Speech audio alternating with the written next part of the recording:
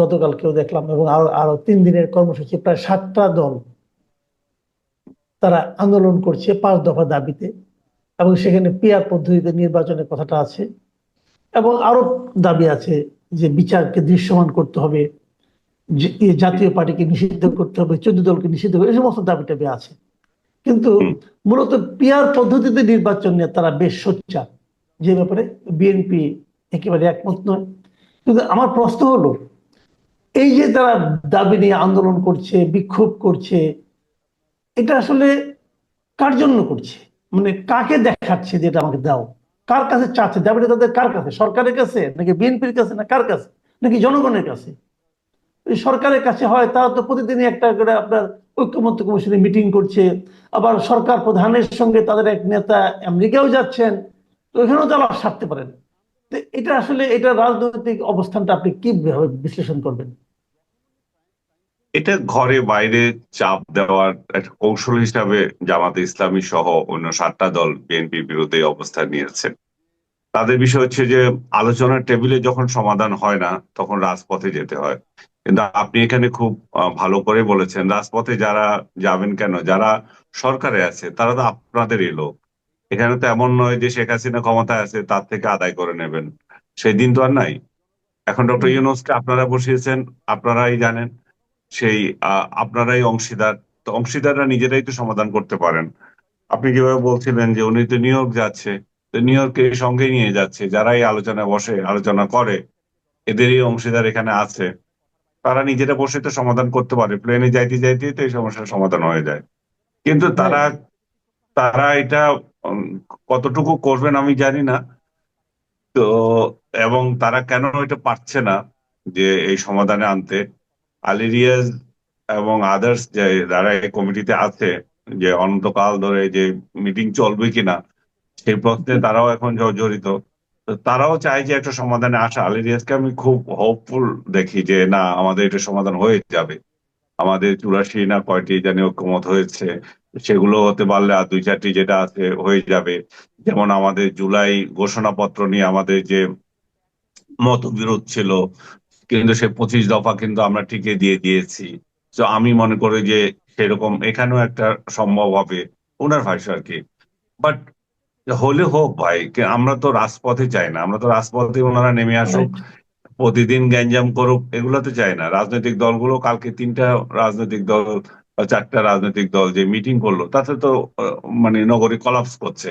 এখন সেটা ওনারা আবার গ্রামে নিয়ে যাচ্ছেন, জেলা শহরে নিয়ে যাচ্ছেন, উপজেলা শহরে নিয়ে যাচ্ছেন। তো এই যে ওনাদের এই যে আন্দোলনটা, এটার আরো একটা উদ্দেশ্য হচ্ছে যে ওনারা যে জোটবদ্ধ হতে চাচ্ছেন বিএনপির বিরুদ্ধে, সেটারই একটা প্রাথমিক প্রক্রিয়া হতে পারে। সেটাও একটা ফিল্ড লেভেলে কেমন হয় এটা দেখছেন, লোক জমায়েত কেমন হয়। এবং ওনারা যে দাবিটা করছেন পিয়ারের, সেই দাবিটা তখন তাহলে আরো জোরদার হবে। আমরা পিয়ারের দাবি করছি, দেখো কত মানুষ আমাদের সঙ্গে আছে। বাস্তবে তো ওনারা যে দাবি করছেন সেটার সাথে ওনারাই আছেন। বিএনপি যদি এই দলের সঙ্গে না থাকে যে পিয়ার পদ্ধতিতে, তাহলে খুবই একটা ক্ষুদ্র অংশ এই দাবি করছে। কারণ আওয়ামী লীগ নাই, জাতীয় পার্টি নাই, 14 দল নাই, তো বড়, এবং বিএনপি নাই, তো তাহলে পিয়ার কে চায়?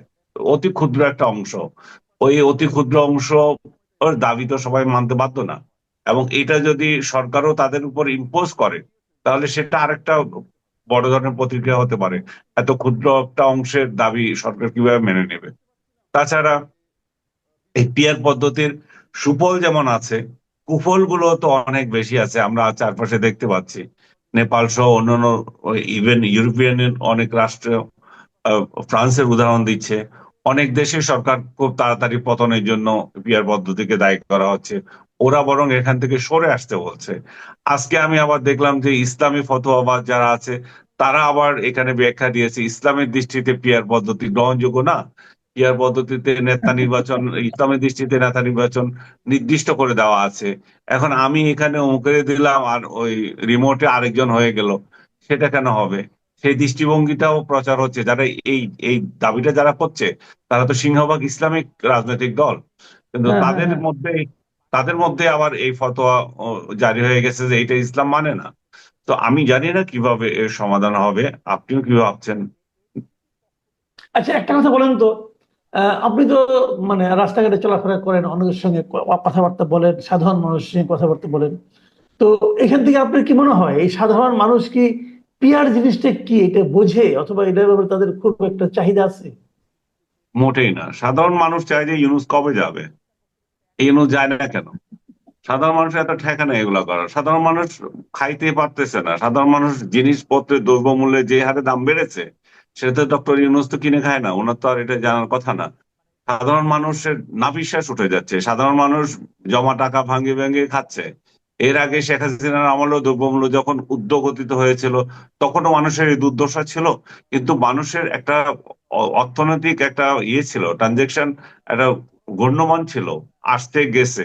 এখন স্থবির হয়ে গেছে, এখন শুধু ভেঙে ভেঙে খাচ্ছে। উনি যে সরকারের লোকদের বেতন বাড়াচ্ছে, এই সরকারের লোকেরা কত পার্সেন্ট রাষ্ট্রের মধ্যে? 5%ও তো হবে না। আপনি কিসের ফাইভ 5%? পার্সেন্ট 10 লাখ, দশ হ্যাঁ, লাখ সরকারি কর্মচারীর সংখ্যা তো 10-12 লাখ। হ্যাঁ, ওইটা বলতেছে। তাহলে এই এত ক্ষুদ্র একটা অংশ নিয়ে আপনি চিন্তা করছেন, বাকিদের জীবন কিভাবে যাচ্ছে? এই ক্ষুদ্র অংশের বেতন বাড়ান, বাকিরা তো বাড়াতে পারে না। সাংবাদিকদের জীবন তো আরো দুঃসহ হয়ে উঠেছে। কেউ, আপনি ওয়েস বোর্ড একটা ডিক্লেয়ার করে কেউ মানে না। সেই 2000 সালের ওয়েস বোর্ডও এখনো বাস্তবায়িত হয় না অনেক কোম্পানিতে। 2-4 হাজার, মানে 6,000 থেকে শুরু করে সাংবাদিকতা শুরু হয়। এর থেকে লজ্জাজনক পরিস্থিতি তো আর মিডিয়া তো দেখি নাই আমি। তো সার্বিকভাবে মানুষ চায় যে ভাই, ইউনুস আপনি যান, আপনি গিয়ে আমাদের একটা সরকার দেন, সেটা যেই সরকারই হোক। আমরা একটা নির্বাচিত সরকার চাই, কারণ অনির্বাচিত সরকারের মধ্যে আমরা যেটা দেখতে পাচ্ছি, একটা অরাজকতা চলতেছে। বিএনপি এই অরাজকতার শীর্ষে আছে। বিএনপির দ্বারা আজকে দেশের আনাচে কানাচে মানুষ নির্যাতিত। এবং বিএনপি আবার এটাকে কাভার দেওয়ার জন্য বলে যে আমরা 7,500 কর্মীকে, নেতাকে আমরা বহিষ্কার করেছি। এটা তো বিরাট একটা সংখ্যা। আপনার সংখ্যা দিয়ে মানুষ কি করবে? তারেক রহমান কালকে এটা নিয়ে নিলেন, ক্রেডিট নিলেন। এটা ক্রেডিট নেওয়ার কিছু নাই, এটা ডিসক্রেডিট একটা বিষয়। এটা লজ্জা পাওয়ার বিষয় যে নিজের একটা দলের এতগুলো লোক চাঁদাবাজিতে আছে, 7,500 লোককে আমার করতে হয়, যে বাতিল করতে হয়। কিন্তু এই বাতিলও যে একটা মানুষকে ধোকা দেওয়া, সেটা তো মানুষ ঠিক মতোই জানে। কারণ যাকে আপনি বহিষ্কার করেছেন, সে তো বহাল তবিয়তে তার বাহিনী নিয়ে ঘুরতেছে। তার বাহিনীর তার বাহিনীকে সেন্ট্রালের একটা একটা অংশ সাপোর্ট দিচ্ছে। তারা এক একজন নেতার আশ্রয় আছে। তো এগুলা যখন ঠিক না হবে, তখন তো মানুষ মানুষ বিচার পাচ্ছে না, আচার পাচ্ছে না। থানা ইনঅ্যাক্টিভ হয়ে বসে আছে। তারপরে আপনাকে আমি তো আগেও বলেছি, আর্মি ইনঅ্যাক্টিভ হয়ে বসে আছে। স- প্রশাসন কোনো কাজ করছে না। আদালতে খালি ভুয়া মামলার ব্যবসাটা ভালোই চলছে। অন্য কারো জীবন সব মানে হয়ে যাচ্ছে। আপনি কি বলবেন, নাবিশ্বাস হয়ে যাচ্ছে। আদালতে ভুয়া মামলার ব্যবসাটা খুব ভালো হচ্ছে, এবং তাও আবার বিএনপি জামাতের লোকদের। এখানে আমার বলি যে জামাতের লোকেরা আদালতেও যেমন ভালো ব্যবসা করছে, বাইরেও তারা খুব খারাপ অবস্থায় নেই। তাদেরও বড় একটা অংশ, মনে করেন আপনি 6,500, 650 মতো আহ বহিষ্কার করেছে তারা। কারণ তারাও তাদের দলেও আছে। এটা তো প্রতিযোগিতা তো সংক্রমণ, মানে এটা সংক্রমণ হয়, তাই না? 5 আগস্টের পরে একটা দল লাগামহীন ভাবে খাচ্ছে, সবকিছু দখল নিচ্ছে। আওয়ামী লীগ যেগুলো যেগুলো দখলে ছিল, সেগুলো দখলে নিয়েছে। সেই দখলে ওরাও অংশীদার হয়েছে, বহু জায়গায় অংশীদার হয়েছে তারাও।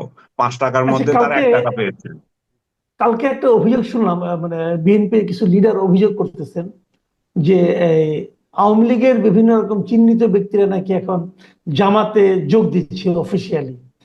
তো এই বিষয়ে আপনি কি কিছু জানেন কিনা? অফিসিয়ালি যদি যোগ দিয়ে থাকে তাহলে তো ভালোই করছে। তারা তো অপকর্ম করছে না, তারা একটা রাজনৈতিক দলে যাচ্ছে। এখন আপনি তার বিরুদ্ধে যদি মামলা থাকে, সেটা জামাতে ইসলামে যাক আর বিএনপিতে যাক, সে তো সমানই। অপরাধী তো অপরাধী। সে যদি জামাতে যেয়ে থাকে, তাহলে সেখানেও তো সে অপরাধী হিসেবে চিহ্নিত হবে। আপনি আগে নিশ্চিত করেন যে তার সুবিচার করতে। আপনি যদি জি। চিফ জাস্টিসকে যেমন হত্যা মামলা দিয়ে রাখছেন, সেরকম যদি ভুয়া মামলা করে থাকেন, শেখ হাসিনার বিরুদ্ধে 300 মামলা দিয়ে রাখছেন, হত্যা মামলা, সেগুলা সেই স্টাইলে যদি বিচার করেন, তো মানুষ তো এগুলোকে হাস্যকর হিসেবে নেবে, তাই না? আপনি সঠিক বিচার করেন, সঠিকভাবে অপরাধী যারা আছে তাদেরকে বিচার করেন। এই অপরাধীরা যে আওয়ামী লীগ ছেড়ে অন্য একটা দলে চলে যাচ্ছে, এটা থেকে জনগণ খুশি না? জনগণ খুশি না। সে তো আরেকটা ঢাল পাচ্ছে অপরাধ করার। সো বিএনপি যদি বলে থাকে যে তারা ওইখানে আশ্রয় নিয়েছে, তারা নিজেরাও তো আশ্রয় দিচ্ছে, আশ্রয় তো কম দিচ্ছেন না, তারা ভিন্নভাবে দিচ্ছেন, তারা টাকার বিনিময়ে জানের জানের পাহারা দিচ্ছে। তো ওরা বলতেছে যে আমাদের দলে আসো, আমরাও তোমাকে আশ্রয় দেব। এবং যারা যাচ্ছে আমি মনে করি যে যে জামাতে ইসলাম যখন আওয়ামী লীগ ছিল, তখনই তো শিবির অনেকে আওয়ামী লীগের আশ্রয় নিয়েছিল। কেন নিয়েছিল? জানে বাঁচার জন্য নিয়েছিল। তো আওয়ামী লীগ যদি এই পলিসি ধারণ করে যে আমরা এখন জামাতে গিয়ে আশ্রয় নেব, এবং আমাদের উপর আক্রমণ করলে জামাত এখানে রক্ষাটা আন্দোলন করবে তাদের বিরুদ্ধে, তো ঠিকই তো আছে। এবং আমি মনে করি যে যান বাঁচানো তো ফরজ। এবং আপনি কোন আহ মুক্তিযুদ্ধের বাহাদুর হয়ে গেছেন যে আপনার কাছেই চিরদিন ওরা থাকবে, আওয়ামী লীগকে ছেড়ে তারা বিএনপিতে যাবে? কি কারণে যাবে? আপনি তো কোনো কিছু দেখান নাই। মুক্তিযুদ্ধের সপক্ষের একটা রাজনৈতিক দল হিসাবে মুক্তিযুদ্ধকে ধারণ করা, মুক্তিযোদ্ধাদেরকে কেয়ার করা, আপনি তো কিছুই করেন নাই 5 আগস্টের পর থেকে। আপনি শুধুমাত্র মুক্তিযুদ্ধের বিরুদ্ধে কি কি করা যায় এবং মুক্তিযুদ্ধের বিরুদ্ধে জামাত সহ অন্যান্যরা যা কিছু করেছে আপনি তো একজনের সাপোর্ট দিয়েছেন। তো সার্বিকভাবে আমি মনে করি যে আপনি মুক্তিযুদ্ধের দাবিদার, আপনি দাবিদার নিজের মধ্যে রাখেন, কিন্তু সাধারণ মানুষের কাছে সেটা প্রতিফলিত হয়নি। আর প্রতিফলিত হয়নি বলে যখন মুক্তিযুদ্ধের শক্তিই নাই, তখন কে জামাতে গেল আর কে থাকলো তাতে কি আসে যায়? এখন তো তার জীবন রক্ষা করা অনেক বেশি জরুরি। মুক্তিযুদ্ধ দেখা যাবে পরে। আচ্ছা, একটা কথা আমি শেষ কথা শেষ বিষয়টা আলোচনা করি। সেটা হলো যে আপনি জানেন যে 21 তারিখে আমাদের এখান থেকে প্রধান উপদেষ্টা উনি যুক্তরাষ্ট্র যাচ্ছেন জাতিসংঘের সাধারণ অধিবেশনে অংশ নেওয়ার জন্য। তো এবার উনি, গতবার উনি গিয়েছিলেন কিছু ছাত্রদেরকে নিয়ে, মাস্টার মাইন্ডদের নিয়ে, মাস্টার মাইন্ডকে পরিচয় করে দিয়েছেন। এবার উনি যাচ্ছেন 4 জন রাজনৈতিক নেতাকে নিয়ে, 3টি দলের 4 জন রাজনৈতিক নেতা। এবং অবধারিত ভাবে এই 3টা দল হলো বিএনপি, জামাত ইসলামী এবং এনসিপি। এখন এই যে যাচ্ছেন, যাওয়ার আগে প্রেস সেক্রেটারিকে দেখলাম উনি বলছেন যে এরা আমাদের সরকারের অংশীদার, এবং অংশীদার হিসেবে যাচ্ছেন। প্রধান উপদেষ্টা ওনাদেরকে আমন্ত্রণ করে নিয়ে যাচ্ছেন। তো এই যাওয়াটাকে আপনি কিভাবে বিশ্লেষণ করবেন? এতে প্রধান উপদেষ্টা কেন নিয়ে যাচ্ছেন, একটা প্রশ্ন। আর দ্বিতীয় প্রশ্ন হলো, এই পলিটিক্যাল লিডারগুলি কোন বিবেচনায় যাচ্ছেন? তো তারা কি তাহলে অংশীদার হওয়া মানে কি তারা কি তাহলে সরকারের ভালো মন্দ সবকিছুরই দায় দায়িত্ব তারা নেবেন? মির্জা ফখরুল ইসলামকে সেরকম সিদ্ধান্ত নিয়ে যাচ্ছেন? তারা কি ওখানে কোনো ভূমিকা রাখতে পারবেন, নাকি কেবল বেড়ানোর জন্য যাচ্ছেন? তাদেরকে সরকারের অংশীদার বলা আহ মানে গ্রামাটিক্যালি কারেক্ট না। তারা সরকারের সমর্থক, এটা বলতে পারে। সরকারকে এখনো ক্ষমতায় টিকিয়ে রেখেছে তারাই, তাদের ইচ্ছাতেই এরা ক্ষমতায় আছে, এগুলো সবই ঠিক আছে। কিন্তু ক্ষমতার অংশীদার বললে তো আপনি যেটা বললেন, আহ ভালো মন্দ দুইটারই দায়িত্ব নিতে হয়। ডক্টর ইউনূসের গত 1 বছরের অপকর্ম বলি আর যেই অপশাসন বলি, বা সমাজকে বিচ্ছিন্ন করা, টুকরা টুকরা করা যে আহ, অধ্যায়, সেই অধ্যায়ে ওনারা এই যে বিএনপি আওয়ামী লীগের অংশীদারিত্ব অবশ্যই আছে, কিন্তু তারা সেই দায় অবশ্যই নেবে না। তো দায় নেবে না বলেই তারা ওই ইউনূসের সমস্ত কিছু নেবে না। কিন্তু ডক্টর ইউনূস এমন ভাবে আহ, এদেরকে নিয়ে যাচ্ছেন, সেই জায়গায় আবার যদি আপনি বলেন যে তারা কি যেতে পারে না, অবশ্যই যেতে পারে। তারা তো এখন যেহেতু একটা ইন্টেরিয়াম গভর্নমেন্ট চলছে, এটা তো একটা দলীয় সরকার নয়। ইভেন দলীয় সরকার হলেও আমি যদি মনে করি যে বিরোধী দলের কোনো নেতাকে যদি সরকারি দলের সঙ্গে যায়, এটা তো মহাভারত কিছু অশুদ্ধ হয় না। এটা একটা এটা এটা একটা গুড প্র্যাকটিস। ডক্টর ইউনূস এদেরকে নিয়ে যাচ্ছে, এটা একটা ভালো প্র্যাকটিস। কিন্তু এই প্র্যাকটিসটা উনি যদি গতবার করতেন, তাহলে এটা মানুষের চোখে পড়তো না। তখন মানুষ মনে করতো যে এটা একটা ঐকমত্যের সরকার, তার সদস্যদেরকে নিয়ে যাচ্ছেন। ডক্টর ইউনূস বাংলাদেশকে কোথায় নিয়ে যেতে চান, বিশ্ব নেতাদের কাছে উনার গ্রহণযোগ্যতা কতটুকু, এবং বিশ্ব নেতারা ওনাকে কিভাবে ট্রিট করেন, বাংলাদেশকে কিভাবে ট্রিট করেন, সেটা আমাদের আগামীতে যারা ক্ষমতা আসবে তারা স্বচক্ষে দেখতে পারলেন।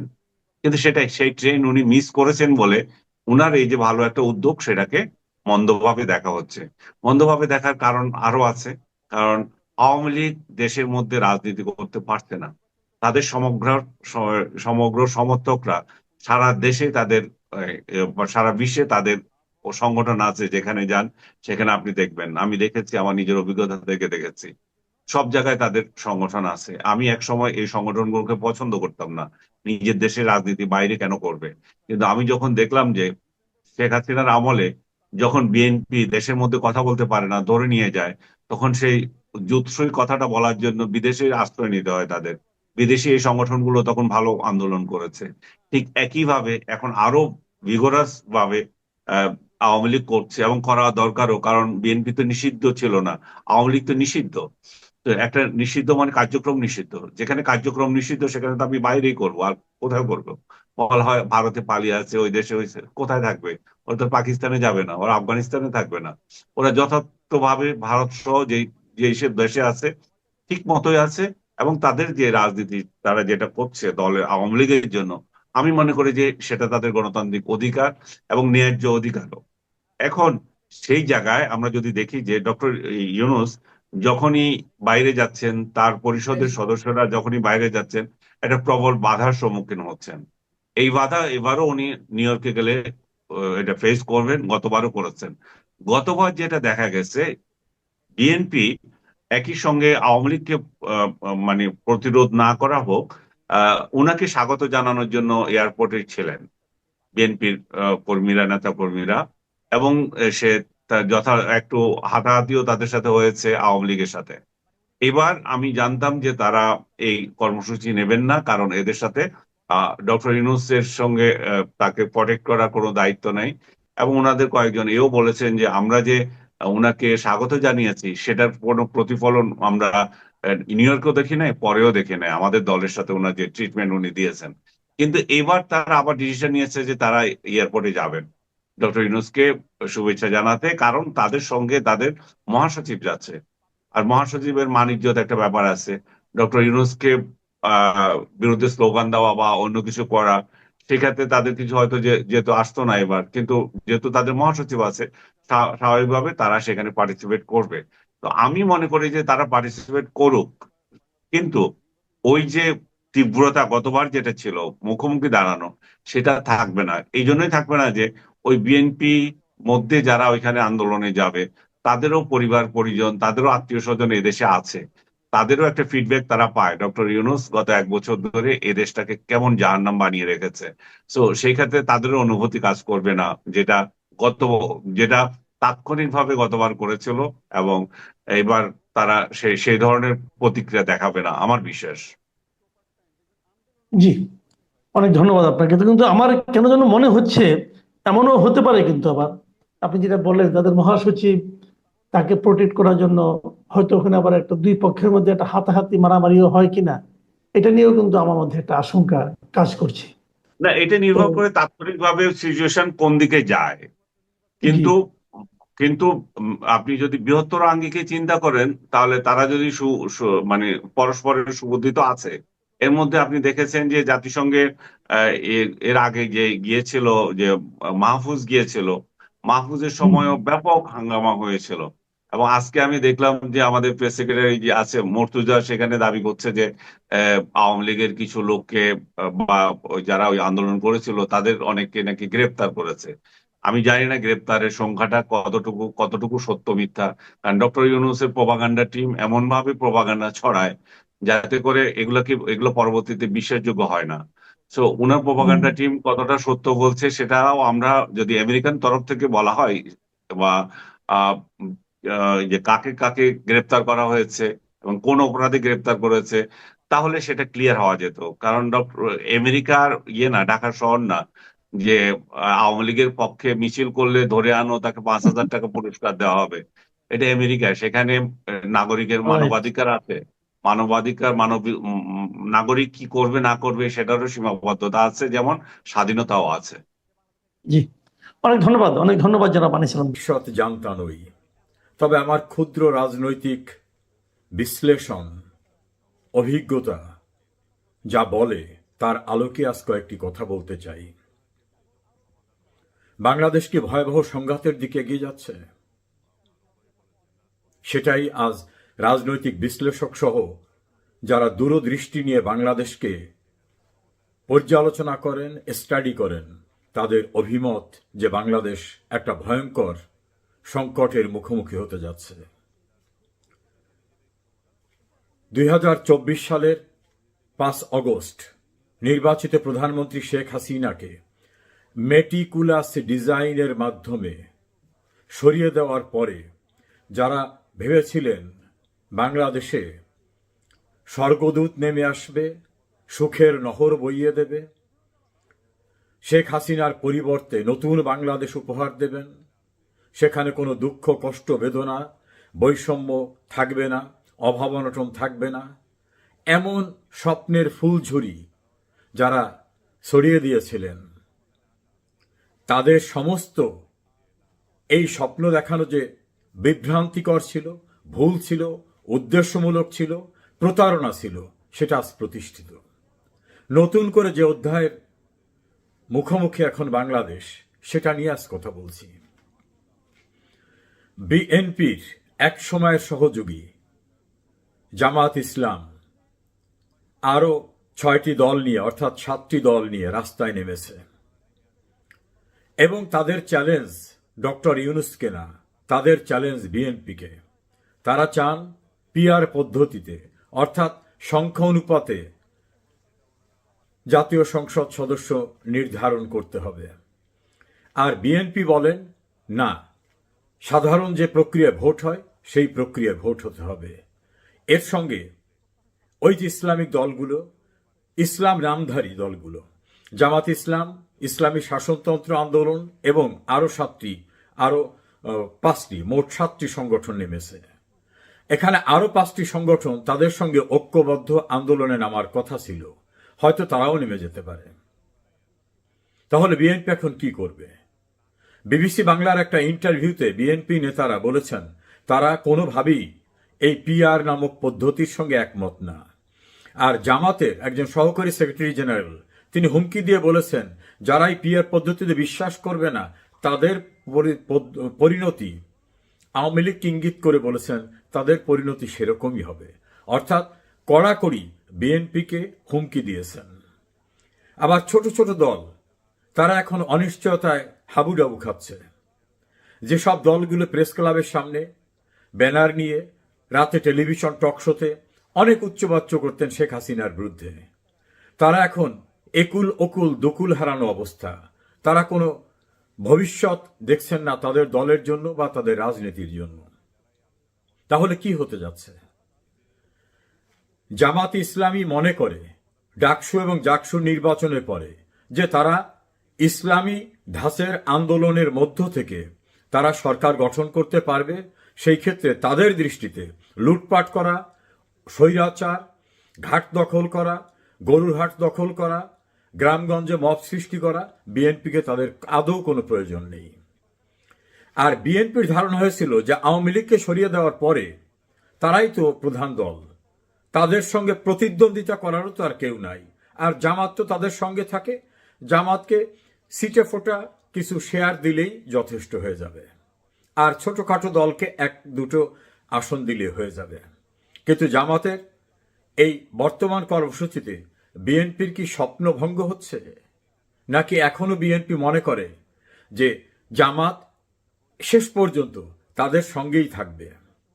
বিএনপির একাধিক নেতার সঙ্গে আমি কথা বলেছি, তারা নিশ্চিত করে কিছুই বলতে পারছেন না। তারা তাকিয়ে আছেন লন্ডনের দিকে। লন্ডন থেকেও কোনো চূড়ান্ত বার্তা যাচ্ছে না। আর জামাত এতটা আত্মবিশ্বাসী, তারা মনে করে বিএনপির আদৌ কোনো প্রয়োজন নাই। বিএনপি এতটা ইমেজ সংকটে আছে, তাদের অতীত এমন যে কোনোভাবেই তাদেরকে আর মানুষ পছন্দ করবে না, বরং একটা স্বচ্ছ সৎ রাজনীতি, এটার কারণে বিএনপি পরিবর্তে জামাত এবং জামাতের নেতৃত্বাধীন জোটকেই মানুষ ভোট দেবে। বিএনপি তো ছেড়ে দেওয়ার কথা না।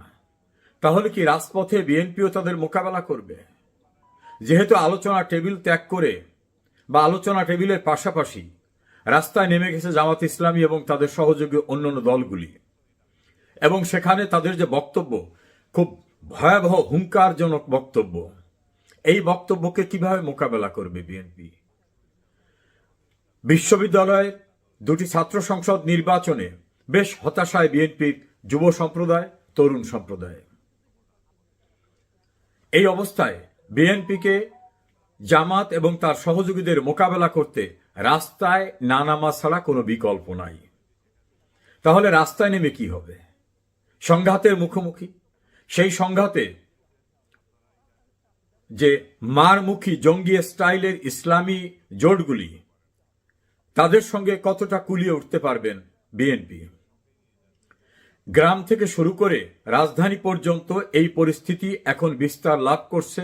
যে কোনো সময় একটা বিস্ফোরণ ঘটে যাওয়া, আন্দোলনের নামে সরাসরি মারমুখী অবস্থাটা চূড়ান্তভাবে সংঘাতে পরিণত হবে, এমনটাই রাজনৈতিক বিশ্লেষকদের ধারণা।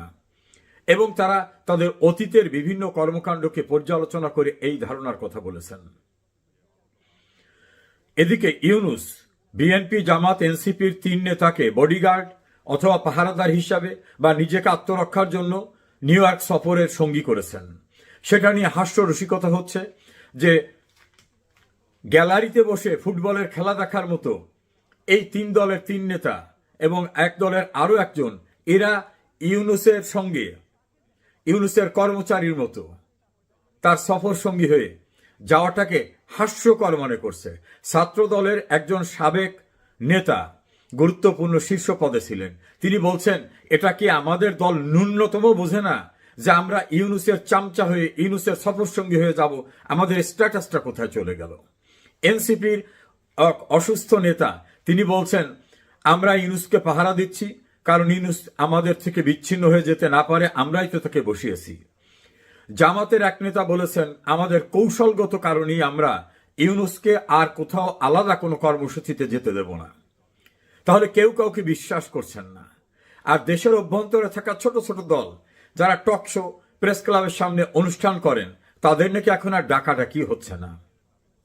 তারা ইউনূসের আগমনকে শুভেচ্ছা স্বাগতম দিয়ে, একটা মহান ব্যক্তি আসছে, দেশকে একেবারে সয়লাভ করে দেবে, দেশকে সোনার রাষ্ট্রে কায়েম করে দেবে, সুইজারল্যান্ড, সিঙ্গাপুর করে দেবে, এমন লম্বা লম্বা কথা বলছিলেন। তারাই এখন বলছেন যে একটা ভণ্ড, একটা প্রতারক, একটা স্বার্থান্বেষী লোক। প্রিয় দর্শক শ্রোতা, বিএনপি ক্ষমতায় যাবার জন্য এত ব্যাকুল যে তারা আর কারো কথা শুনতে রাজি না। তাদের ভিতর ভয় আছে, যদি পিআর পদ্ধতি হয়, আওয়ামী লীগ নির্বাচনে যদি না থাকে, তাহলে পিআর পদ্ধতিতে জামাত এবং তার সহযোগীরা বেশিরভাগ ভোট পেয়ে ফেললে বিএনপির ক্ষমতায় যাওয়া সম্ভব হবে না, অথবা জোট করতে বাধ্য করবে। আর জোট করতে বাধ্য করলে এমন সব শর্তের ভিতরে তাদের নিয়ে যেতে চাইবে যে বিএনপি আর নিজের মতো করে রাষ্ট্র পরিচালনা করতে পারবে না। অন্যদিকে জামাত সহ অন্যান্যরা এবং এনসিপি, তারা মনে করে যদি বিএনপি ক্ষমতায় যায় তাহলে তাদের কথিত জুলাই সনদ এটা আর আইনে রূপান্তরিত হবে না। ফলে এটাকে আইনে রূপান্তরিত করতে হলে এবং আওয়ামী লীগের বিরুদ্ধে কঠোর ব্যবস্থা নিতে হলে, আওয়ামী লীগের লোকদের সাজা নিশ্চিত করতে গেলে তাদেরই ক্ষমতায় যাওয়া দরকার। কারণ তাদের একটা প্রতিহিংসাও রয়েছে সেক্ষেত্রে। কারণ শেখ হাসিনা সরকার আমলে যে সকল যুদ্ধ অপরাধীদের বিচার হয়েছে, সেই বিচার কার্যক্রমে যাদের সাজা হয়েছে, সাজা কার্যকর হয়েছে, তাদের সন্তানরা, তাদের দলের অনুসারীরা এখন মনে করেন যে প্রতিশোধ নেওয়ার এটাই উপযুক্ত সময়, তড়িঘড়ি করে নির্বাচনের পূর্বে সবটা শেষ হবে না, অথবা আমাদের ক্ষমতায় গিয়ে ধীরে সুস্থে সমস্ত ঘটনার প্রতিশোধ নিতে হবে এবং স্থায়ীভাবে তাদের আসন দখল করতে হবে, যাতে আর আওয়ামী লীগ বা আওয়ামী লীগের সহযোগী 14 দল অথবা মুক্তিযুদ্ধের পক্ষের আর কেউ ক্ষমতায় আসতে না পারে। এই দৃঢ়তার সঙ্গে জামাত এবং তাদের সহযোগীরা। আর বিএনপি 16 বছর ক্ষমতার বাইরে, অনেক কষ্ট তাদের মনে। তারেক রহমানকে প্রধানমন্ত্রী করা এখন সময়ের ব্যাপার।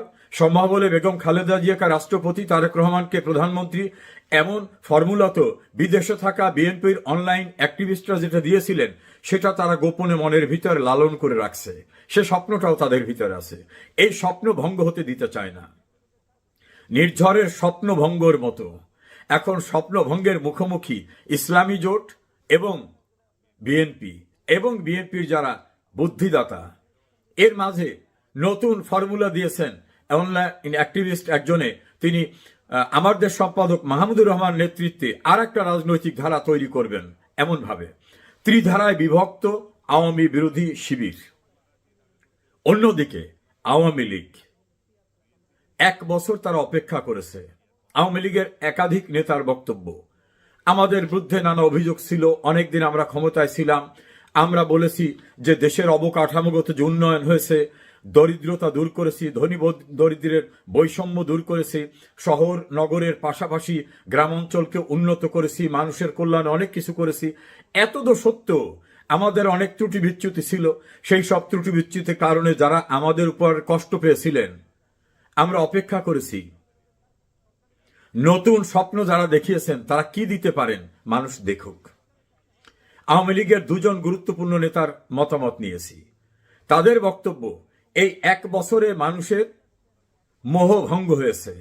এখন যারা সারাদিন টেলিভিশনে, পত্রিকায়, সেমিনার, সিম্পোজিয়ামে শেখ হাসিনার 14 পুরুষের বিরুদ্ধে কথা বলতেন, আওয়ামী লীগের শাসনের বিরুদ্ধে কথা বলতেন, তারা এখন বলছেন আওয়ামী লীগে ভালো ছিল, শেখ হাসিনাই ভালো ছিল।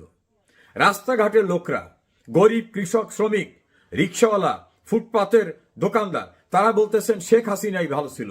আমরা মনে করি শেখ হাসিনা ছাড়া এই দেশকে নিয়ন্ত্রণ করা, এই দেশকে শাসন করা বা এই দেশের মানুষের সুখ নিশ্চিত করা, দেশের ডেভেলপমেন্টকে ইনশিওর করা, পদ্মা সেতু, metro rail, 3rd terminal, Karnaphuli tunnel সহ এই জাতীয় কর্মসূচি এদেশের ইতিহাসে কেউ স্বপ্নেও কল্পনা করেনি। বাস্তবায়ন তো অনেক দূরের কথা, স্বপ্নেও কল্পনা করতে পারেনি। তারা মনে করেন যে শেখ হাসিনা আসলে আবার উন্নয়নের ধারা অব্যাহত থাকবে। দর্শক শ্রোতা, আপনারা কি জানেন 35 লক্ষ মানুষ নতুন করে বেকার হয়ে গেছে, অর্থাৎ তাদের কর্মসংস্থান ছিল, এখন তারা বেকার। 152টি ইন্ডাস্ট্রি বন্ধ হয়ে গেছে, 152টি ইন্ডাস্ট্রি বন্ধ হয়ে গেছে। তাহলে এই ইন্ডাস্ট্রির থেকে যে আয় হতো, রাষ্ট্রের যে ট্যাক্স পেত, এটা কোথায় গেল? জনশক্তি রপ্তানির মধ্য দিয়ে বাংলাদেশ যে ওয়েজ আর্নিংটা হতো, বৈদেশিক মুদ্রা, সেটা বন্ধের পথে প্রায়।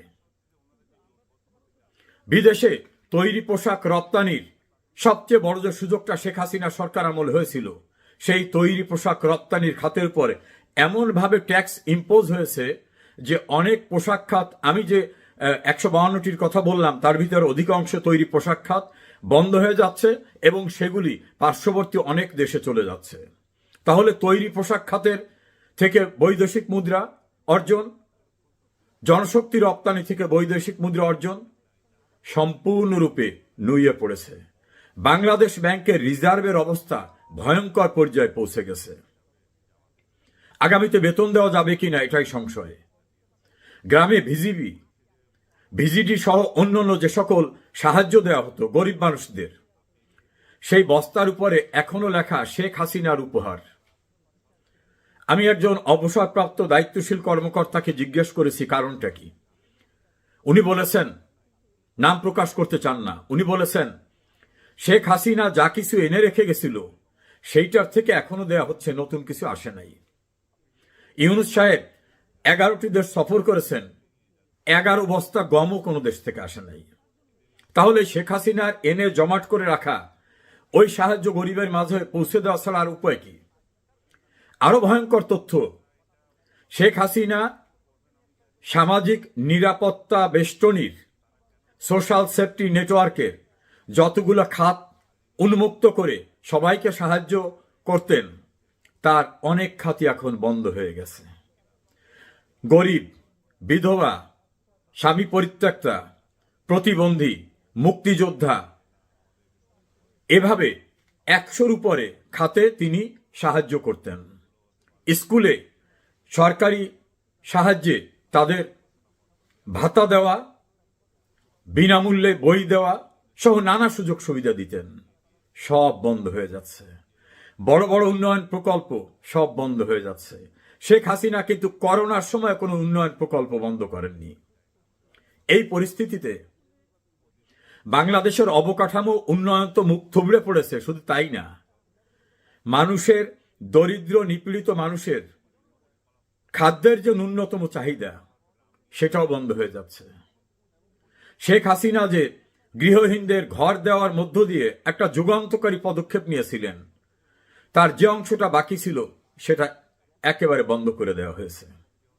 তাহলে বাংলাদেশ যাচ্ছে কোথায়? আর বন্ধুহীন রাষ্ট্রে পরিণত হচ্ছে বাংলাদেশ। বাংলাদেশের গুরুত্বপূর্ণ একটা অঞ্চল সেন্ট মার্টিন, সেটার পরিণতি কেউ জানে না। অনেকেই ধারণা এটা বিকিয়ে দিয়েছেন। শেখ হাসিনা ক্ষমতাচ্যুত হওয়ার 2 মাস পূর্বে একটা ভাষণ দিয়েছিলেন, যেটা ইউটিউবে পাওয়া যায়। তিনি বলছিলেন, আমাকে সেন্ট মার্টিন দিয়ে দিতে বলা হচ্ছে। আমি যদি সেন্ট মার্টিন দিয়ে দিই, সেন্ট মার্টিন এবং পার্বত্য অঞ্চল মিলে একটা খ্রিস্টান রাজ্য গঠন করা হবে। আমাকে পোর্টের দায়িত্ব দিতে বলা হয়েছে। এটা যদি আমি দিয়ে দিই, নির্বিঘ্নে আমি ক্ষমতায় থাকতে পারবো। কিন্তু আমি ক্ষমতায় না থাকলেও আমি বঙ্গবন্ধুর কন্যা, এটা আমি দেব না। না দিলে হয়তো আমার বিরুদ্ধে তারা যাবেন। তিনি তার সংসদের একটা বক্তব্য বলছেন, অনেক বড় দেশ আছে, তারা ইচ্ছা করলে কাউকে ক্ষমতা থেকে সরিয়েও দিতে পারেন। আজ বাংলাদেশের গণমাধ্যমে যারা কথা বলেন তারা বলছেন, তাহলে তো শেখ হাসিনাই সঠিক বলেছিল। এখন তাদের ঘুম ভেঙেছে, কিন্তু বড্ড দেরি হয়ে গেছে। তবে শেখ হাসিনা দৃঢ়চেতা মানুষ, দূরদৃষ্টি রাখা মানুষ। তার রাজনৈতিক অভিজ্ঞতা, এক আওয়ামী লীগেই তো সে 40 বছরের ঊর্ধ্বে সভাপতির দায়িত্ব পালন করছেন। তিনি ছাত্র রাজনীতি করে আসছেন। রাজনীতির কেরিয়ার যদি হিসাব করা হয় তার ছাত্র জীবন থেকে, তাহলে ভারত উপমহাদেশে না, পৃথিবীতে তার চেয়ে বেশি সময় রাজনীতিতে সম্পৃক্ত, অভিজ্ঞতা লব্ধ কোনো লিডারশিপ আর নাই। এখনো শেখ হাসিনা সারা দিন পরিশ্রম করে একেবারে তৃণমূলে তার নেতাকর্মীদের সঙ্গে কথা বলে তাদের উজ্জীবিত করছেন, আশ্বস্ত করছেন, এবং তিনি বারবার বলছেন, আমি আসব, এই অন্যায়, অপরাধ, দুর্নীতি যারা করছেন তাদের বিচার হবে। শেখ হাসিনার কণ্ঠস্বরের ভিতরে কোথাও কোনো দুর্বলতা নাই, এত দৃঢ়তা, তার আত্মবিশ্বাস। এই আত্মবিশ্বাসের নিশ্চয়ই ভিত্তি আছে। তিনি বলেছেন, বাংলার মানুষ আমাকে ভালোবাসে, এই বাংলার মানুষের ভালোবাসাকে সম্বল করে আমি দেশে ফিরব। তাহলে আওয়ামী লীগ যদি ফেরে আর তাকে যদি প্রতিরোধ করতে চায় আওয়ামী লীগ বিরোধীরা, সেখানে একটা সংঘাত অনিবার্য। আবার বর্তমানে বিএনপি এবং তার সহযোগী, একসময় সহযোগীদের সংঘাত, বিদেশের সঙ্গে সম্পর্কের অবনতির কারণে সেই সব দেশের সঙ্গে কূটনৈতিক সংঘাত, অন্যান্য সংঘাতের সম্ভাবনা আছে।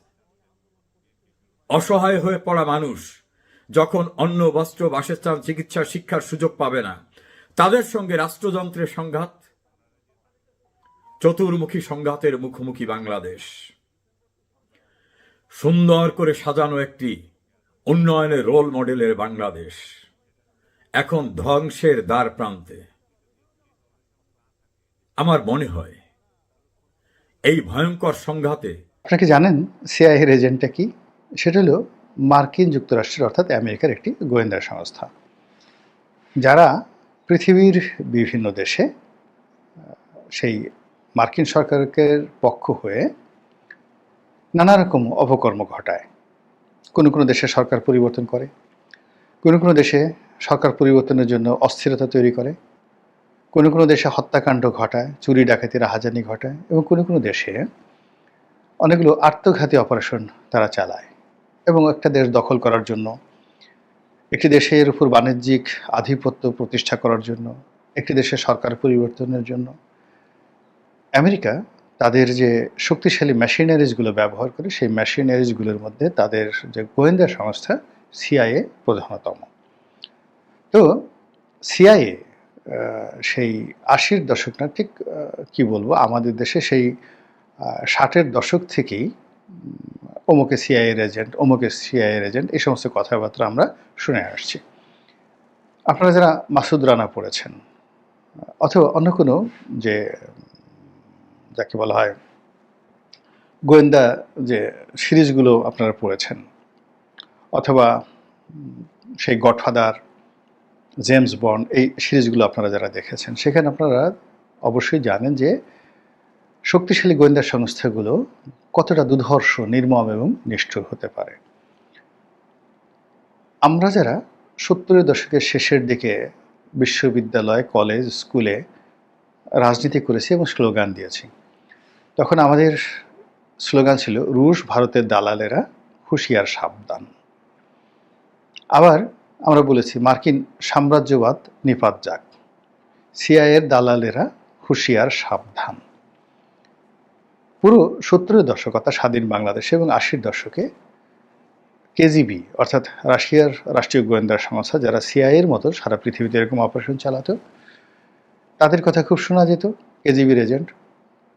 তারপরে শোনা যেত রয়ের এজেন্ট, তারপরে শোনা যেত সিআইএর এজেন্ট। তবে ভারত তখনও দরিদ্র রাষ্ট্র, 70-এর দশকে নিয়ে আমরা ঠিক ওইভাবে অতটা মাথা ব্যথা বোধ করতাম না যেভাবে এখন মোসাদ এবং রয়ের নাম শুনলে আমাদের অন্তরাত্মা কেঁপে ওঠে।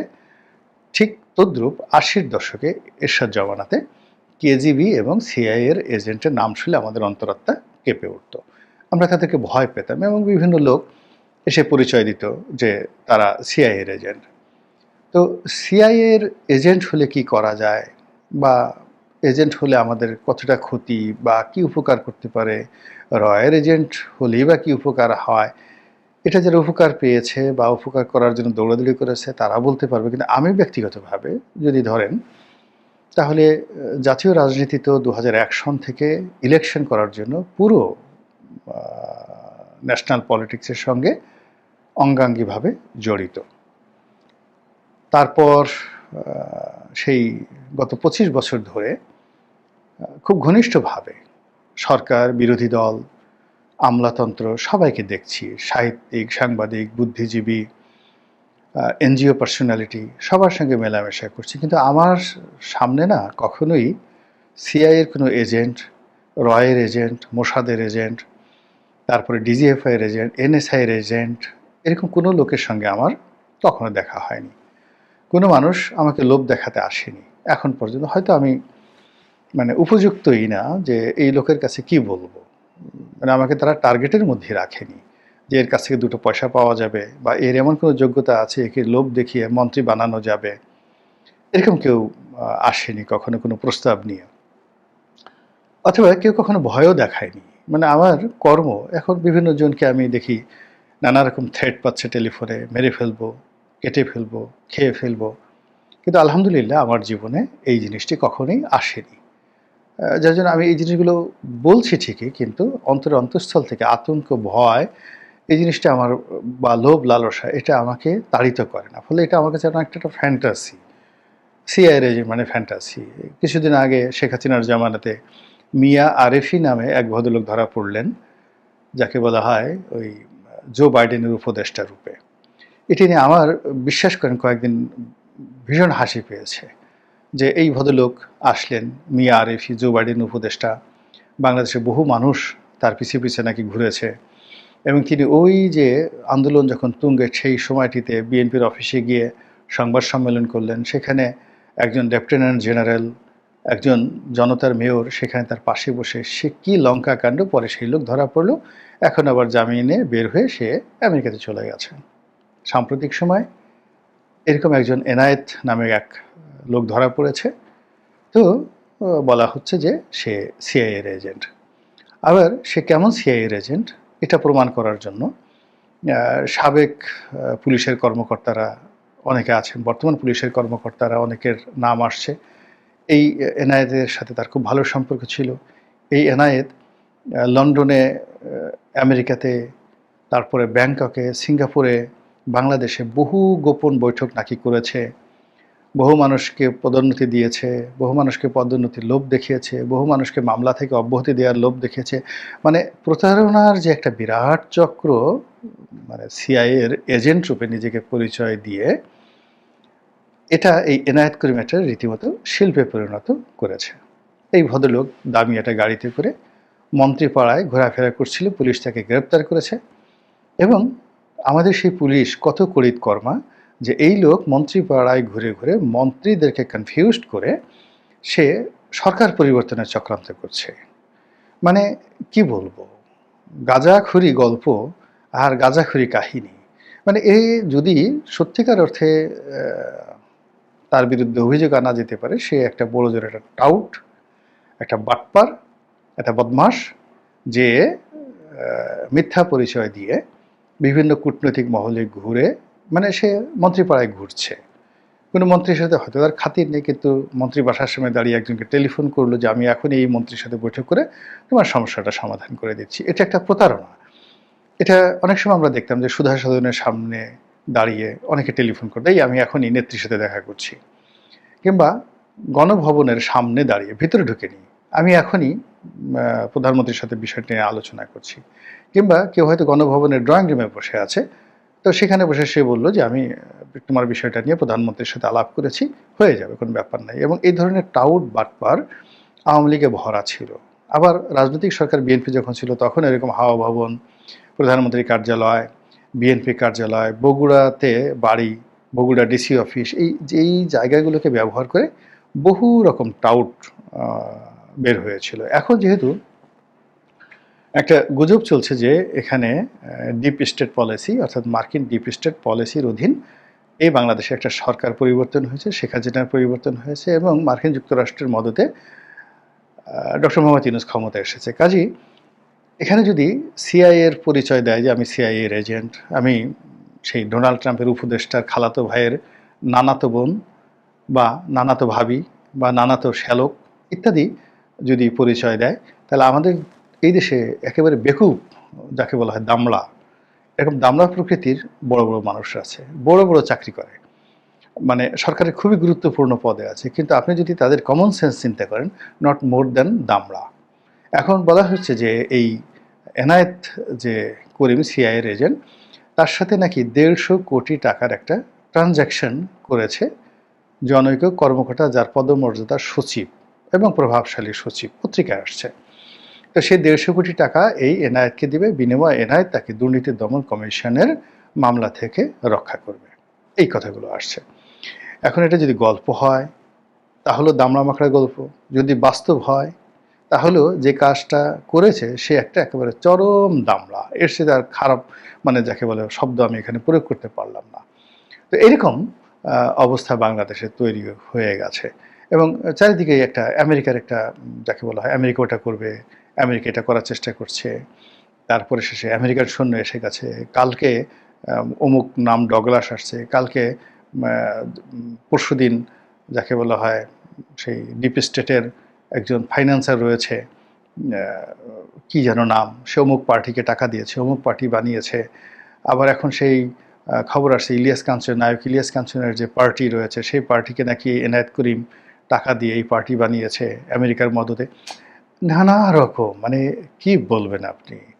এখন বাংলাদেশে টেলিভিশনে কথাবার্তা বলে, টকশো দিকে আর্মিকে গালাগালি করে, লোকজন জিজ্ঞেস করে আচ্ছা এর এত সাহস হলো কী করে, এই টাকলু এই কাজ করে কি করে, বা এই বাবরিসুল্লাহ এই কাজ করে কি করে, এই মোসওয়ালা এই কাজ করে কি করে। নিঃসন্দেহে এ তো আর্মিকে যেহেতু গালাগালি করে, শক্তিটা তার সেই প্যাসিফিক কমান্ডের আছে, সে নিঃসন্দেহে আমেরিকার এজেন্ট, সিআইএর এজেন্ট। এই সমস্ত কথাবার্তা আমাদের দেশে আছে না। ওই যে হাসানের একটা বিখ্যাত গান আছে যে আমি কষ্ট পেতে ভালোবাসি, হাসান না, এটা হলো আইয়ুব বাচ্চুর। তো আমি কষ্ট পেতে ভালোবাসি, তাই বারবার তোমার কাছে আসি, তুমি আমার কষ্ট দাও আর এটা আমার খুব ভালো লাগে। তা আমাদের দেশের হলো ভয় পেতে গল্প শুনতে আমাদের দেশের মানুষ ভীষণ রকম পছন্দ করে। আমরা ছোটোকালে নানা নানি, দাদা দাদি, চাচা চাচি যারা গল্প জানতেন, সিনেমার গল্প কিংবা ভূতের গল্প, পরীর গল্প, দৈত্যের গল্প, আমরা ছোটোকালে ঘন্টার পর ঘন্টা পিছনে পিছনে ঘ্যান ঘ্যান ঘ্যান ঘ্যান করতে থাকতাম যে একটা গল্প শোনান। আর বাবা মা, আমি নিজে দেখা গেল আমার 3টা ছেলে মেয়েকে প্রতি রাতে তাদেরকে এরকম গল্প শোনাতাম। আর সেই গল্প শুনতে শুনতে কখনো তারা কেঁদে কেঁদে, কখনো তারা হাসতে হাসতে তারা ঘুমিয়ে যেত। এবং অদ্ভুত অদ্ভুত সেই গল্প বানিয়ে বানিয়ে সেই গল্প, এবং বাচ্চাদের সেই গল্প বলতে বলতে দেখা গেল যে আমি একটা লেখকই হয়ে গেলাম। তো এরকম আমাদের দেশের মানুষ গল্প শুনতে পছন্দ করে। গুনাই বিবির গান, তারপর শেষে নিমাই সন্ন্যাসীর নাটক, এই গানগুলো নাটকগুলো শুনে আমরা যে কত মানুষ কেঁদেছি তার কোনো ইয়াত্তা নেই। আমাদের দেশে মানে বাঁশি বাজালে, মোহন বাঁশি বাজালে জাদু হয়ে যায় এবং ঘরের বউ সেই বাঁশিওয়ালার প্রেমে পড়ে ঘর থেকে গভীর রাতে বাঁশির সুরে স্বামী সংসার ত্যাগ করে চলে যায়। অসময়ে বাঁশি বাজায় কে রে, পরাণ আমার বাইরাম বাইরাম করে। এই গান তো আব্দুল আলীমের সেই বিখ্যাত গান আপনারা শুনেন নাই, কিংবা কবি জসীমউদ্দিনের সেই বিখ্যাত গান আমার এত রাতে কেন ডাক দিলি প্রাণ কোকিলারে। তো কু কু করে কোকিলের স্বরে কোনো প্রেমিকা ডাকছে, জাদু করছে, আর মুহূর্তের মধ্যে ঘর থেকে সেই প্রেমিকের কুহ কু শব্দে বের হয়ে যাচ্ছে। এটা বাঙালির একটা স্বভাব, সে খুঁজে যে কোন কোকিল রাতে ডাকে। কোকিল রাতে না ডাকলেও সে কোকিলের খোঁজ করতে থাকে, বাঁশির খোঁজ করতে থাকে, কখন তাকে একটা মোহন বাঁশি ডাকবে। বা ওই যে বাবু ছেলাম বারে বার, আমার নামটি গয়াবাদা বাবু, বাড়ি পদ্মার পাড়। তো এই যে কবি জসীমউদ্দিনের সে অমর কাব্য বেদে মানে বেদের যে গয়া বেদে এবং তার স্ত্রী বা তার প্রেমিকা তারা সেই গান শোনাতে গেছে, গ্রামের মাতুব্বর তার প্রেমে পড়ে গেছে এবং সেখান থেকে তাকে ছিনিয়ে নিচ্ছে। আবার কখনো সাপের মাথার মণি বিক্রি করার জন্য নানা রকম যে অদ্ভুত অদ্ভুত গল্প কাহিনী আমরা পছন্দ করি, ঠিক সেই কাহিনীর এখন চূড়ান্ত পরকাশটা হচ্ছে আমেরিকান ভীতি। আমরা এখন আমেরিকাকে ভয় পাচ্ছি, এটা হলো বাস্তবতা। তো আমেরিকা আগে যেমন ভারতের ভয় ছিল, এই ভারত আমাদের দখল করে নিয়ে যাবে, তারপরে ওই শিলিগুড়িতে ঢুকলো বলে, কালকে এই ভারতের ট্রেনে আসলো বলে, পরশুদিন যাকে বলা হয় আসাম থেকে ওরা আসলো, পশ্চিমবঙ্গ থেকে ভারতীয় সৈন্য প্রবেশ করলো, এই দেশ আর রইল না। কালকে শেখ হাসিনা বাংলাদেশকে ভারতের হাতে লিখে দিয়েছে, পরশুদিন মোদির সাথে শেখ হাসিনার কথাবার্তা ফাইনাল হয়ে গেছে, সে অচিরেই সেই লেন্দুব দর্জি হয়ে গেছে। এই কথাগুলো আমরা আলোচনা করেছি, যুগের পর যুগ ধরে আলোচনা করেছি। বাংলাদেশের সঙ্গে ভারতের একটা চুক্তি হয়েছিল বঙ্গবন্ধুর জামানাতায়, এই 25 বছরের মৈত্রী চুক্তি। আমরা সবাই বলেছি দেশ দিক গেছে, একদম পুরো দেশ বিক্রি করে দিয়েছে এবং এটা নিয়ে শেখ মুজিবের 14 গোষ্ঠী, বঙ্গবন্ধু শেখ মুজিবুর রহমানের 14 গোষ্ঠী আমরা উদ্ধার করেছি। শেখ হাসিনার পুরো জমানাটাতে আমরা এই ভারতকে কারেন্ট দিলাম, ভারতকে নদী দিলাম, ভারতকে কিনা দিয়েছি, সব কিছু পরনের কাপড় দিয়েছি ইত্যাদি কথাবার্তা বলে আমরা ছি ছি ছি ছি ছি শেখ হাসিনা এত খারাপ, আওয়ামী লীগ এত খারাপ, এই কথাগুলো বলে আমরা নিজে একটা তৃপ্তি পাওয়ার চেষ্টা করেছি। এখন শেখ হাসিনা চলে গেছে, ভারতের সাথে বলতে গেলে সীমান্ত বন্ধ, আমাদের ওই ভারতকে ভয় পাওয়ার কোনো কারণ নেই। আমরা কয়েকদিন খুব আনন্দ ফুর্তি করলাম, এখন আমরা ভয় পাচ্ছি আমেরিকাতে। আমেরিকার ডোনাল্ড ট্রাম্প কী বলে, তারপরে শেষে ডক্টর ইউনেস্কো বলে, আমেরিকা থেকে কে আসলো, সাবেক রাষ্ট্রদূত পিটার ডি হাস কী করলো, সে কেন চিটাগাংয়ে গিয়ে এনসিবির সাথে বৈঠক করলো, সে কেন প্রধান উপদেষ্টার সাথে দেখা করলো, তার এলএনজি কোম্পানির কাজটা কী, সে কি বাংলাদেশে বোমা ঠোমা পাততে চায় কিনা, সে এত ঘন ঘন সেই পার্বত্য চট্টগ্রাম যায় কেন, এসব নিয়ে আমরা ভীষণ রকম ভয় পেতে ভালোবাসছি। আর সেই ভয়েরই একটা নতুন গল্প হলো এই সিআইএ এজেন্ট। এবং সেই সিআইএ এজেন্টকে ধরে আমরা আবার আমাদের কত শক্তি, একদিকে আমরা আমেরিকার ভয়ে কাঁপছি, অন্যদিকে আমেরিকার যে সিআইএ এজেন্ট তাদেরকে ধরে আচ্ছা মতো মানে 10 দিনের রিমান্ডে নিয়ে না, এখানে তো আসলে রিমান্ডে কিছুই করা হয় না। তো এনিওয়ে আমরা সেখান থেকে তার কাছ থেকে নানা রকম তথ্যপত্র বের করছি। আপনি বোঝার চেষ্টা করেন যে এক হাতে বাঁকা বাঁশের বাঁশুরি আর এক হাতে রণতুর্য। তো এই যে কবি নজরুলের সেই বিখ্যাত বিদ্রোহী কবিতার যে বোঝার চেষ্টা করেছি এর আগে আরেকটা ভিডিওতে, এই ধরনের একটা জোট এবং এখানে 7-8টা দল একসাথে যুগপৎ কর্মসূচি পালন করছে, তারা আসলে কি করতে পারবে এবং এটার ভূ রাজনৈতিক কনসিকোয়েন্সটা কি, সেই বিষয়গুলো একটু আমার ভাবনা থেকে আমি বলবার চেষ্টা করছি আর কি। প্রথম কথা হচ্ছে যে ঐতিহাসিকভাবে বিএনপি জামাতের যে জোট যেটা হলো 91-তে একদম শর্ত ছাড়া বিএনপিকে সরকার গঠন করতে সাহায্য করা, তারপরে হচ্ছে আবার বিএনপির বিরুদ্ধে গিয়ে আন্দোলন করা, আবার 2001-এ বিএনপি জামাত একসাথে জোট করে ক্ষমতায় চলে আসা এবং ল্যান্ডস্লাইড সরকারের অংশীদার হয়েছে তারা।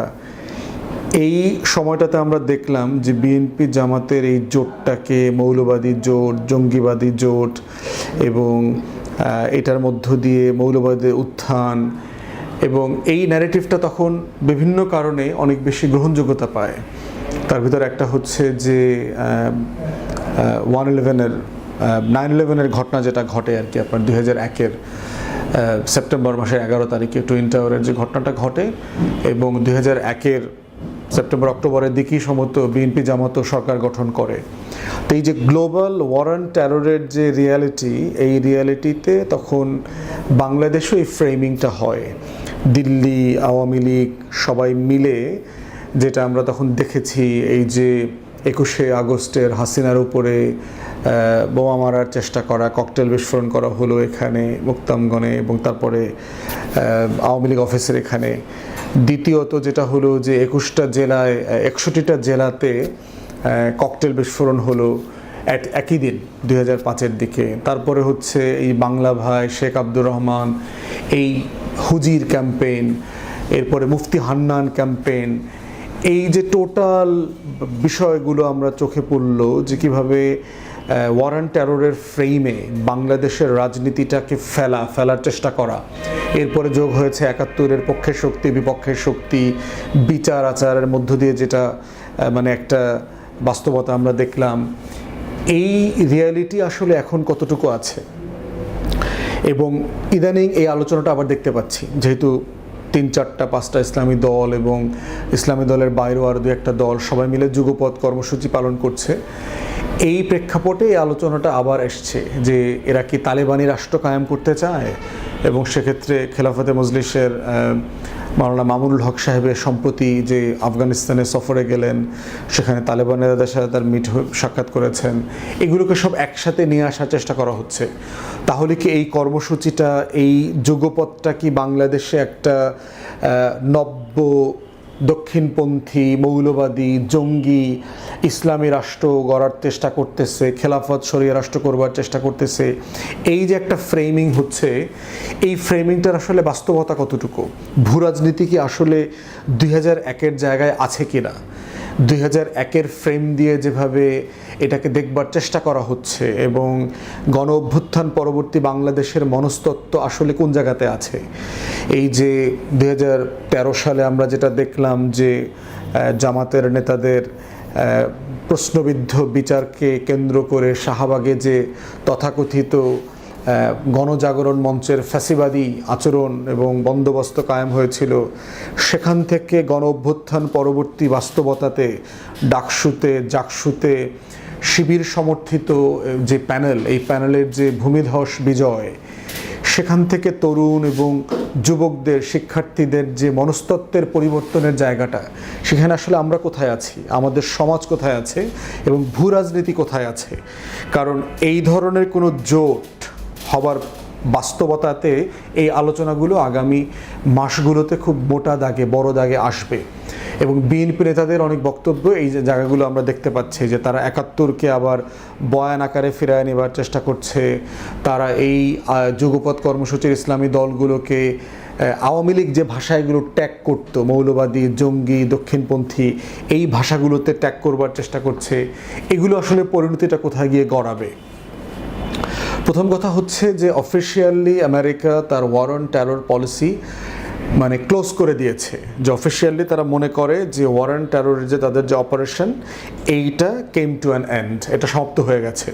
তারা বোধ করছে যে এই যে সো কল্ড আল কায়েদা, আইসিস, এই যে টোটাল ধর্মের নামে যে জঙ্গিবাদ গ্লোবালি উত্থান হয়েছে, এটাকে তারা দমন করতে পেরেছে। দিন শেষে যেটা হয়েছে, এটাকে আসলে একটা ধর্মপন্থী উত্থান ছিল না, এটা আমেরিকার আসলে একটা ভূ রাজনৈতিক পলিসি অবজেক্টিভ ছিল, যেটাতে সে এইটাকে ক্যারেক্টারাইজেশন করেছে, এভাবে ব্যবহার করেছে।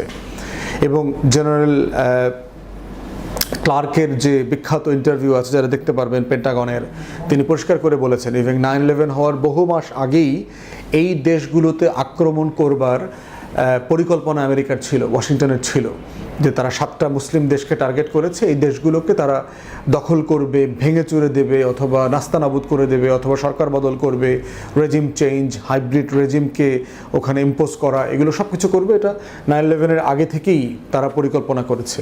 এবং পিনাকের প্রজেক্ট ফর নিউ আমেরিকান সেঞ্চুরির যে লেখা যদি পড়েন, অথবা র্যান্ড কর্পোরেশনের যদি রিসার্চগুলো তখন দেখেন, সেই 99, 2000, 2001-এর, তখন থেকে আপনারা এটা বুঝতে পারবেন যে আমেরিকার এটা ভূ রাজনৈতিক যে অবজেক্টিভের জায়গা ছিল, সেখানে তারা ছিল যে গ্লোবাল মুসলিম কমিউনিটি, মুসলিম পাওয়ারফুল রাইজিং মুসলিম কান্ট্রিগুলোকে কীভাবে দুর্বল করে দেওয়া যায়, ইসরায়েলের নিরাপত্তা করতে গিয়ে চারপাশের মুসলিম দেশগুলো, আরব দেশগুলোকে কীভাবে নাস্তানাবুদ করা যায়, এটা তাদের পলিসি অবজেক্টিভ ছিল। কিন্তু অফিসিয়ালি যেহেতু নেটো পরাজিত হয়েছে এবং কাবুল থেকে তারা 2-3 বছর আগে যে গভীর রাতে পালিয়ে চলে গেছে সব কিছু রেখে টেখে, এই যে নির্লজ্জ পরাজয়, এবং তারা কাইন্ড অফ তালেবানদের যে সরকার, এই সরকারকে মেনে নিয়েছে, অফিসিয়ালি ঘোষণা দিচ্ছে না, কিন্তু কাতার বেস যে তালেবানদের যে সরকার আছে তাদের সাথে তারা রেগুলার যোগাযোগ করতেছে। ব্রিটিশ ডিপ্লোম্যাট, আমেরিকান ডিপ্লোম্যাটরা, ইভেন ইন্ডিয়ান ডিপ্লোম্যাটদের সাথে রেগুলার মিটিং হচ্ছে, সেখানে দেখতে পাচ্ছি, এবং সেই রিলেশনশিপ তারা মেনটেন করতেছে। তাহলে কিন্তু তারা কাইন্ড অফ এই সম্পর্কটা মেনে নিয়েছে, এই সরকারটাকে তারা মেনে নিয়েছে, যে রিয়ালিটি এইটাকে আমরা এখন আর চ্যালেঞ্জ করতে পারছি না। এইটা একটা বড় জায়গা আর কি। War on terror policy officially close করে দেওয়া, তালেবান সরকারের কাছে আফগানিস্তানে পরাজিত হওয়া এবং তালেবান সরকারকে মেনে নেওয়া একটা ভূ রাজনৈতিক রিয়েলিটি। থার্ড হচ্ছে চায়নাকে কন্টেইন করবার জায়গাতে গিয়ে বেশ কিছু ডিজাস্টার হয়ে গেছে তাদের, এবং সেটা করতে গিয়ে ইউক্রেনের যুদ্ধে ইউরোপ এবং আমেরিকা যেভাবে জড়ায় গেছে, এখন ট্রাম্প ফিরে আসার কারণে যেটা হয়েছে, রাশিয়ার সাথে সম্পর্ক, ইউক্রেনের সাথে সম্পর্কগুলোকে আবার রিঅর্গানাইজ করতে হচ্ছে, ইউর সিকিউরিটি যে বলয় আছে, নেটোর যে সিকিউরিটি বলয় আছে, সেখানে আমেরিকার সাথে একটা দূরত্ব তৈরি হয়ে আছে।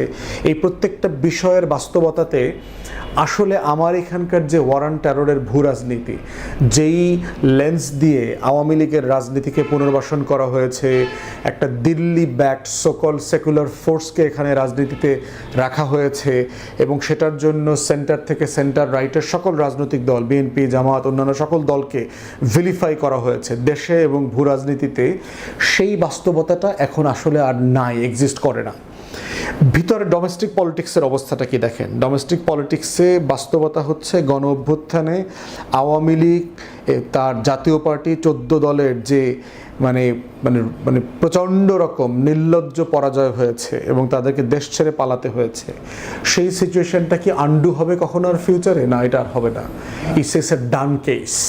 আওয়ামী লীগ জাতীয় পার্টি 14 দলের পলিটিক্স ইজ গন, এইটা আর ফিরবে না। শেখ পরিবারের পলিটিক্স আর ফিরবে না, ইটস গন, এটা শেষ হয়ে গেছে।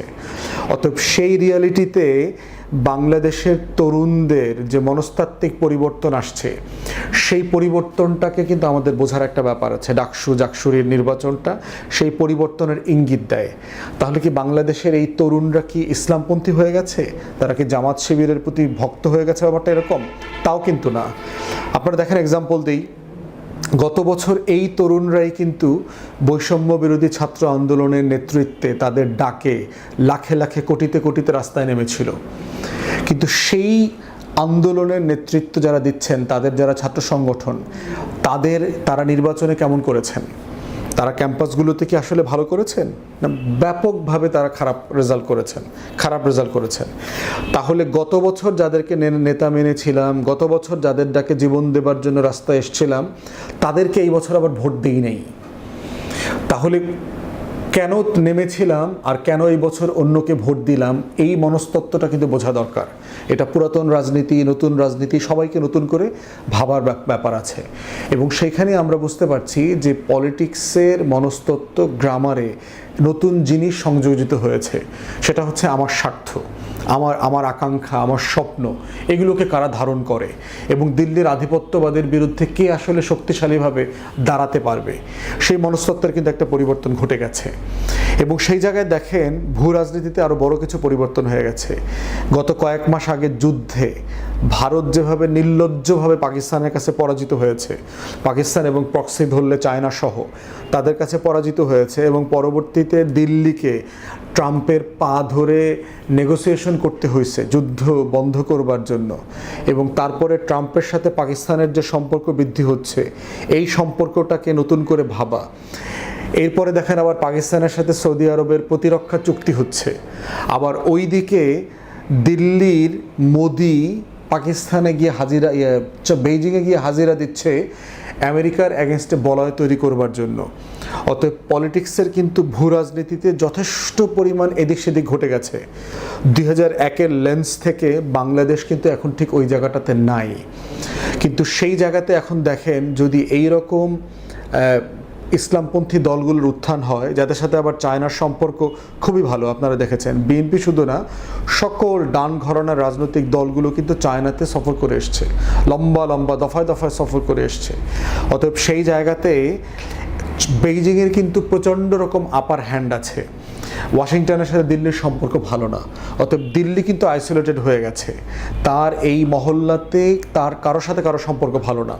বেইজিংয়ে গেছে, সার্টেনলি এটা একটা বেইজিং একটা রাষ্ট্র আরেকটা রাষ্ট্রকে ওয়েলকাম করেছে, বাট নিঃসন্দেহে সে ভারতকে ট্রাস্ট করে না। তাহলে ভারত আওয়ামী লীগের পতিত রেজিমের একমাত্র সাপোর্টিং ফোর্স, সে আবার দুনিয়াতে টোটালি ডিসকানেক্টেড, তার আবার কোনো বস নাই, মোরল নাই। সে ওয়াশিংটন থেকে ডিসকানেক্টেড, ইউরোপ থেকে ডিসকানেক্টেড, চায়না এবং পাকিস্তানের মতো ফোর্স তাকে যুদ্ধে পরাজিত করেছে। এইরকম একটা রিয়েলিটিতে বাংলাদেশের রাজনীতির বন্দোবস্ত শত্রু মিত্র ভিত্তিতে নতুন রাষ্ট্র গঠন প্রকল্পের কিন্তু নতুন ব্যাকরণ আছে। এই ব্যাকরণ আগের কোনো ব্যাকরণের সাথে মিলবে না। তাই যারাই জুজুর ভয় দেখানোর চেষ্টা করবে, যারা ৭১-এর চেতনা বিক্রি করবার চেষ্টা করবে অথবা ২৪-এর চেতনা ব্যবসার চেষ্টা করবে, তারা কোনোভাবেই রাজনীতিতে আর সার্ভাইভ করবে না। যারা দিল্লির আধিপত্যবাদের পক্ষে গতর খাটার চেষ্টা করবে, জাতীয় পার্টিকে কোনো না কোনোভাবে ব্যাকএন্ডে পুনর্বাসন করবার চেষ্টা করবে, সেই রাজনীতিটা আর থাকবে না। এর মানে কি বাংলাদেশের মানুষ আসলে এই শরিয়া ভিত্তিক ইসলামী রাষ্ট্র চায়? আমার কাছে তা মনে হয় নেই। বাংলাদেশের মানুষ আসলে সেবা এবং সমস্যা সমাধানের রাজনীতি দেখতে চায়। ডাকসুতে দেখেন ছেলেমেয়েরা কেন শিবিরের প্যানেলকে ভোট দিয়েছে এবং শিবির আগে কি করেছে এবং এখন কি করতেছে দেখেন। টোটাল পলিটিক্সটা কিন্তু ধর্মে নাই, থিওলজিতে নাই, মতাদর্শে নাই, ডক্ট্রিনে নাই। পলিটিক্সটা সেবায় চলে গেছে, সমস্যা সমাধানে চলে গেছে, কল্যাণে চলে গেছে, ওয়েলফেয়ার পলিটিক্স যেটাকে বলছি।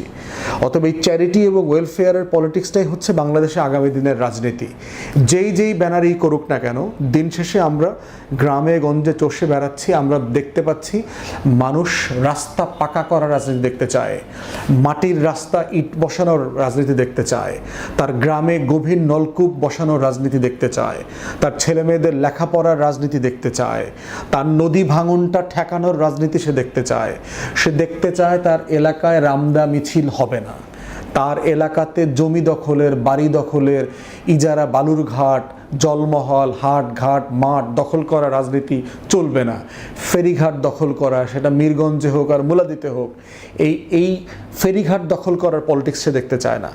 সে এখন একটা দেখতে চায় তার ভালো থাকা, ওয়েলবিংয়ের একটা পলিটিক্স। এই পলিটিক্সটা যে নামে আসবে, যে ব্যানারে আসবে, তারা ওই পলিটিক্সটাকে ওয়েলকাম করবে। তাহলে দিন শেষে কি আসলে পলিটিক্সটা হলো গুড গভর্নেন্স, সুশাসনের রাজনীতি, আমার মানুষকে সেবা দেবার রাজনীতি, ভোগান্তি দূর করবার রাজনীতি। এবং এই রাজনীতিটাই কিন্তু আমাদের তরফ থেকে, এবি পার্টির পক্ষ থেকে গত ৫-৬ বছর থেকে আমরা বারবার বলছি যে আগামী দিনে বাংলাদেশের রাজনীতি হতে হবে সেবা এবং সমস্যা সমাধানের রাজনীতি। এই রাজনীতিটা যে ব্যানারে করতে পারবে সে ভালো করবে পলিটিক্সে। এবং দেখেন ঢাকা বিশ্ববিদ্যালয়ের এক্সাম্পলটা দেই, শিবিরের প্যানেল যে পলিটিক্সটা করতেছে এটা কিন্তু আমাদের তরফ থেকে আমাদের ছাত্র সংগঠন, ছাত্রপক্ষ করেছে। মধুর ক্যান্টিনে যান, আপনারা দেখবেন ওখানে পানির ফিল্টার বসানো, ওখানে ফ্রি ওয়াইফাই সার্ভিস দেওয়া, এই সার্ভিসটা ছাত্রপক্ষ করেছে গত বছর এবং এটা ফ্রি দিয়েছে।